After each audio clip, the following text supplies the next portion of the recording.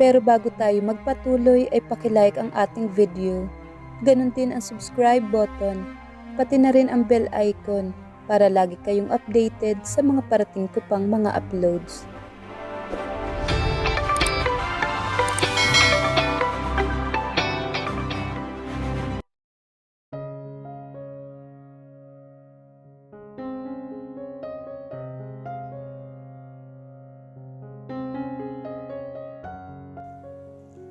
Galing sa shower si Cassandra matapos niyang mag-almusal. Wala siya nakasalo sa hapagkainan, kaya't sa servant quarters na lamang siya kumain, kasama ng mga katulong. Nakilala niya sina Petra, Menda at Daday. Hindi niya alam kung ano ang magiging buhay niya dito sa mansyon. At dahil wala namang balak makipag-usap na maayos si Rafael sa kanya, ay minabuti na lamang niyang kasundo niya ang mga katulong roon. Hindi niya gustong mabato at mabaliw, dahil wala siya makausap sa maghapon. Tatawagan niya mamaya si Aling Melba para kumustahin ang kalagayan ng mama niya. Naghahanap siya ng maisusuot sa kabinet nang mabilis na bumukas ang pintuan at mabilis ding sumara. Pareho silang nagulat ni Rafael. Siya ay dahilan sa biglaan nitong pagpasok. Si Rafael naman ay dahil sa ayos niyang nakatuwalya lang. Meron ba naman doon pero magbibihis din naman siya. Kaya tuwalya na lang ang ipinulupot niya sa katawan. May kailangan ka? Kailangan nating mag-usap. Sagot nito na umiwas ng tingin sa kanya. Magbihis ka muna. Sa balkonahe ito tumuloy habang siya naman ay nagmamadaling pumasok ulit sa banyo. At dahil maiksing shorts lang ang nadampot niya, dahil sa kakamandali niya, wala siyang pagpipilian kung hindi isuot na lang yon. Sandali lang naman din siya nitong kakausapin dahil hindi siya nito gusto dito sa mansyon. Pero may palagay na siyang may kinalaman na ang pagpapakasal nila ni Rafael, kaya ito napasugod sa silid niya. At hindi nga siya nagkamali. Pero kung noong una ay inaasahan na niya ang pagtutol nito, parang nagbago ang ihip ng hangin ngayon.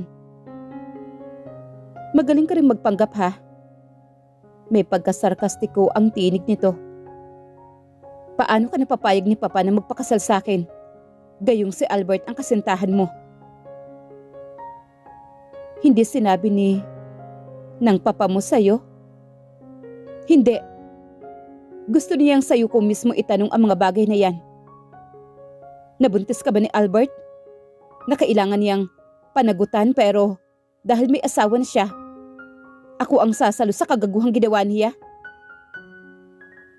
Iyon rin ang unang konklusyon ni Carlos sa kanya noong una. Noong una siyang dumating sa mansyon. Mukha ba talaga siyang babaeng desperada? Nahabol na habol kay Albert? Kung hindi naman dahil sa kalagayan ng mama niya, ay hindi siya susugo dito sa La Union. Kahit pa isang taon na hindi nagpakita ang dating kasintahan sa kanya. Naipit lang ako sa finances ko. Kailangan mo ng pera? Binayaran ka ni Papa para pakasalan ako? Isang pagak na tawa ang pinakawalan nito, bago muling tumingin sa malayo. Wala lang talaga akong malapitan noon kaya si Albert ang naisip ko. Hindi ko naman alam na wala siya rito. Gumawa tayo ng kasunduan. Dahil alam naman natin na napilitan lang tayo magpakasal dahil sa gusto ni Papa. Anong kasunduan? You only have to fulfill your duties as your wife for 2 years. No string attached. Wala naman din akong balak na galawin ang babaeng pinagsawaan ng stepbrother ko. Pinagsawaan? Mukha na ba siyang nilasing ni Albert? Kung ibang lalaki ang kaharap niya ngayon, ay kanina pa nagpapansin sa kanya dahil sa suot niyang maiksing short na lantad na ang maputi niyang hita. Pero ni sandali ay ayaw siyang tapunan ng tingin nitong si Rafael na ito. 2 years? Kung tutuusin ay maiksing panahon lang iyon. Pero sa tulad niya na tila ikukulong sa isang hawla at pasusunurin na tila isang bihag. Mahaba ang 2 taon. Pero wala siyang magagawa, hindi ba? Hindi mo ako kailangang pagsilbihan. Dahil maraming katulong sa bahay na to. Ang kailangan mo lang ay magpanggap na maayos ang relasyon natin kapag nakaharap tayo sa ibang tao. Take note, lalo na sa harap ni Albert at ni Almira. Sino si Almira? Siya ang dati kong kasintahan na ngayon ay asawa ng ex-boyfriend mo. Hindi ko alam kung gaano kalalim ang relasyon mo kay Albert. Pero alam mo na sa oras na ikasal tayo, hindi ka na dapat makipaglandian sa kanya. Huwag mo kami bibigyan ng dahilan para mag-away ng magkapatid dahil hindi ko gustong masaktan si Papa. Naiintindihan ko, Rafael. Kailangan natin gumawa ng kwento kung paano tayo nagkakilala. May suhestyon ka ba? Barahan naman siyang napailing. Ayaw gumana ng isip niya ngayon dahil nai-intimidate siya kay Rafael. Hindi niya alam kung bakit kinatatakutan niya ito. Takot siyang magalit ito sa kanya kapag hindi nito nagustuhan ang sasabihin niya. Kailan ka nga una nagpunta dito? Last week? Sabihin na nating nakita kita sa bukana ng hasyenda dahil nasiraan ka ng sasakyan. Tinulungan kita. Pinatuloy dito sa hasyenda. At sa sandaling panahon ay may nangyari sa ating dalawa at nalaman ni Papa. Kaya tayo gustong ipakasal. Pwede na ba yun? Wala ulit siya nagawa kung hindi ang tumango na lamang dito. Para naman itong hangin na dumaan sa harapan niya.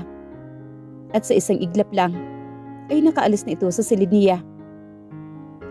Parang gustong manikip ng dibdib niya sa klase ng pakikipag-usap ni Rafael sa kanya. At ang hindi maalis sa isip niya ay ang babaeng binanggit nito kanina. Ex-girlfriend nito, ang asawa ngayon ni Albert. Kaya ba parang lagi itong galit sa mundo? Ipinatong niya ang dalawang kamay sa balostre at tinanaw ang malawak na lupain ng mga Sullivan. 2 taon ang bubunuin niya bago makuhang muli ang kalayaan niya sa mga ito. Kung paano matatapos ang kasal nila ay hindi malinaw kay Rafael kanina. Hindi niya alam kung bakit ang bigat ng dibdib niya ngayon. Siguro ay dahil alam niyang wala ng katuparan ang mga pangarap niya na ikakasal siya kay Albert na akala niya ay totoong nagmamahal sa kanya. Kahit bihira silang magkasama sa katagalan, nakabuo na siya ng mga plano kung ano ang gagawin niya kapag nag-asawa na siya. Sisiguraduhin niyang paglilingkuran at mamahalin niya ng lubos ang lalaki magiging ama rin ng mga anak niya at makakasama niya habang buhay. Siguro naman ay makakatagpo pa rin naman siya ng lalaking tutupad ang pangarap niyang yon. 2 taon lang naman siya dito. Palalayain siya ni Rafael na para bang walang nangyari. Pagdating ng panahon, hindi na si Albert ang lalaking iyon at lalong hindi rin si Rafael. Marahil ay kinausap ka na ng anak ko tungkol sa pagpapakasal ninyo. Napalingon siya kasabay ng luhang hindi niya napigil na pumatak. Luha iyon ang awa niya para sa sarili. Hindi ko ho kayo na malayang pumasok. Gusto niyang itago ang luha niya pero huli na. Si Albert ba ang dahilan kung bakit may luha sa mga mata mo? O may sinabi si Rafael? Namimiss ko lang ho ang mama ko. Tumabi sa kanya si Carlos at tinanaw nito ang lupaing pag-aari nito. Hindi katulad noong una silang nagkita. Mababa na ang boses nito palagi kapag kinakausap siya nito. Bukas na ang pasya ni Rafael na pagpapakasal ninyo. Siguro ay dahil kaharap si Almira kanina. Kaya't natulungan siya nitong magdesisyon. Dati ho niyang kasintahan si Almira. Naikwento niya sa'yo. Pahapyaw lang ho. Alam kong labis na nasaktan si Rafael sa pagpapakasal ni Almira kay Albert. 1 taon na mahigit ang nakakalipas. Marahil ay dala pa rin ito ang sakit na yon. Ikaw, Cassandra, mahal mo pa ba si Albert? Maniniwala ho ba kayo kung sasabihin kong hindi na? Siguro ay hindi.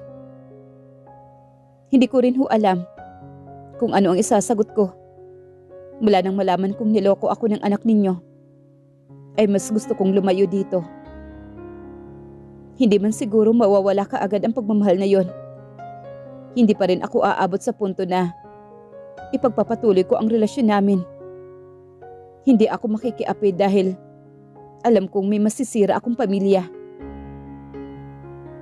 Ang pagpapakasal mo kay Rafael, ano ang damdamin mo sa lahat ng ito?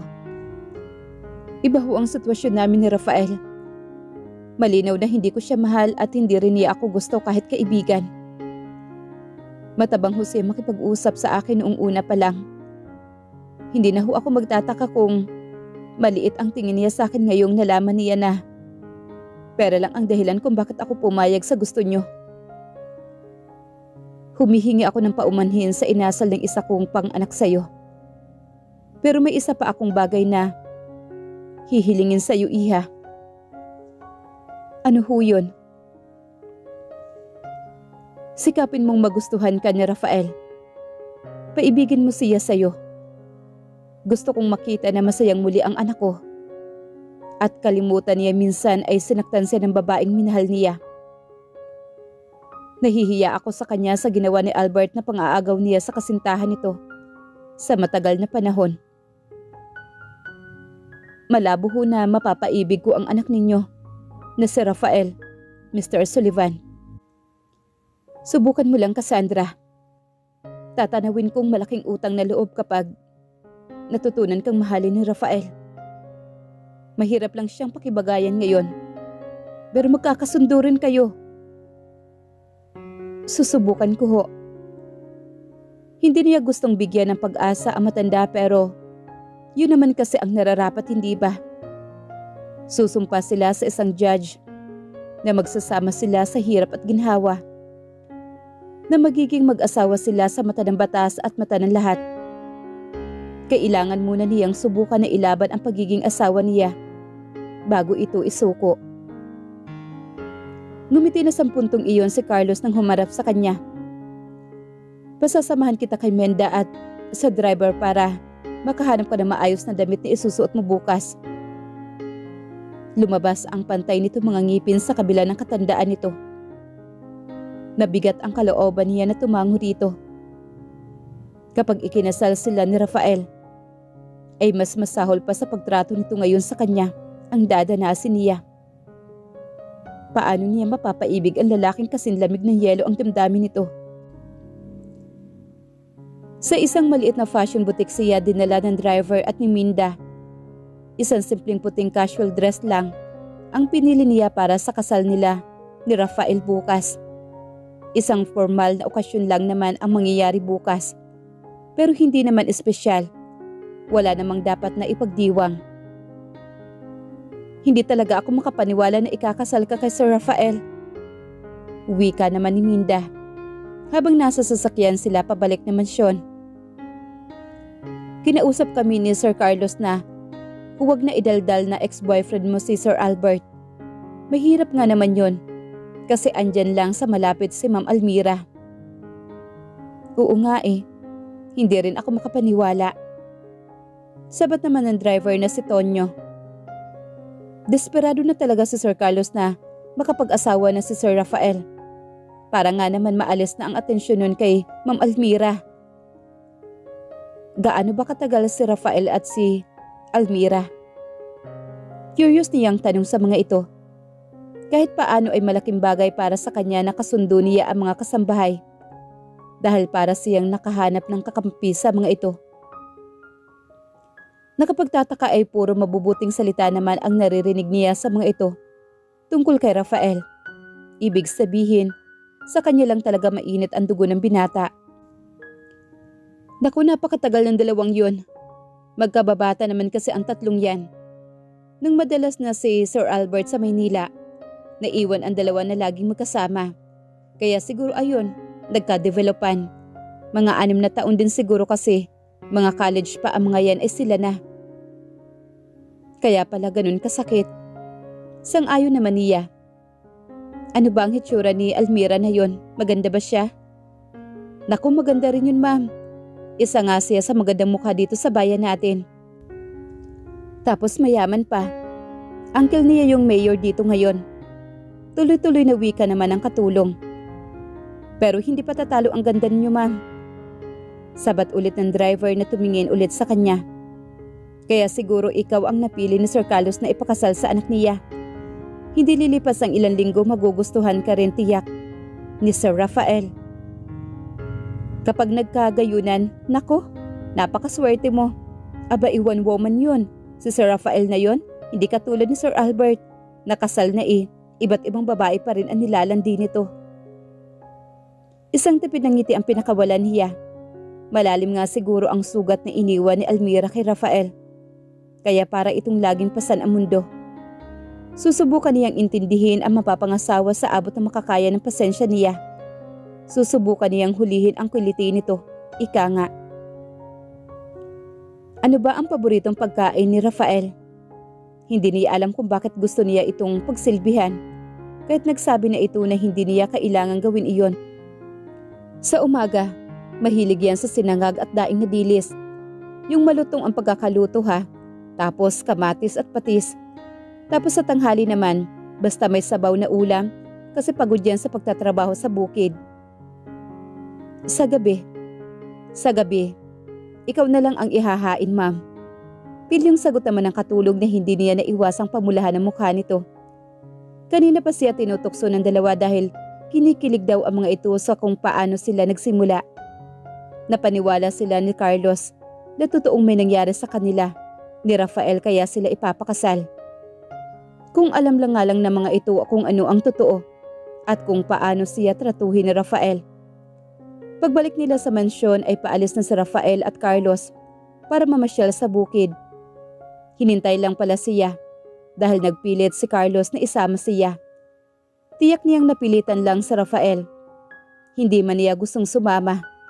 Wala siya nagawa kung hindi ang sumama sa 4x4 pick-up na nakahanda ng umalis. Sana'y magkaroon ka rin ng interes sa pagtatanim, Cassandra. Sana magustuhan mo ang buhay dito sa kabila ng nakasanayang mong buhay sa Maynila. Nakangiting wika ni Carlos na nasa backseat. Pinilit siya nitong sa harap sumakay. Kanina pa para matanaw daw niya ang madadaanan nilang mga pananim. Wala naman hong problema, Sir Carlos. Madali naman ho ako mag-adjust sa mga environment. Mabuti kung ganun. Araw-araw ay dito binubuno ni Rafael ang maghapon niya. Malaking bagay na may makakatulong siya, lalo na kapag malapit na ang anihan. Ano ho kaya ang maitutulong ko? Wala ho kasi akong alam sa pagtatanim pero willing naman ho akong matuto. Matututunan mo rin ang lahat ng yan basta't kasama ka niya rito sa bukid, iha. Isasama ka ni Rafael tuwing umaga. Maganda ring exercise yun at maganda rin sa baga ang simoy ng hangin sa tabing dagat. Tabing dagat? Walang problema kung wala siya maitutulong pa pa. Sagot naman ni Rafael na hindi naman lumingon sa kanya. Maraming tauhan sa asyenda na higit na mapagkakatiwalaan. Nawala kaagad ang saya niya na kanina nang marinig ang dagat dahil sa mabilis na pagsabat ni Rafael sa pag-uusap nila ni Carlos. Bigyan mo ng pagkakataon ng fiancé mo, Rafael. Walang masama kung tumulong man siya dito sa'yo. Lantaran ang pagtanggi ni Rafael sa kanya at tiyak na napansin iyon ni Carlos. Hindi naman ulit sumagot si Rafael na tahimik lang na nagmamaneho dahil tumahimik na rin naman siya. Si Carlos na ang sumunod na nagsalita para ikwento kung paano nagsimula at lumago ang Hacienda Sullivan. Doon niya rin nalaman kung paano naging magkapatid si Rafael at si Albert. Pero hindi naman magkadugo sila. Tumaas ang paghanga niya kay Carlos na inampon nito si Rafael noong bata pa ito dahil tinutukso itong putok sa buho. Umabot sa mahigit 1 oras ang paglilibot nila hanggang abutin na sila ng paglubog ng araw. Nalibang siya sa mga kwento ni Carlos na nakalimutan niya ang inis niya kay Rafael. Pagdating sa bahay ay nagulat siya nang puntahan siya nito sa silid bago maghapunan.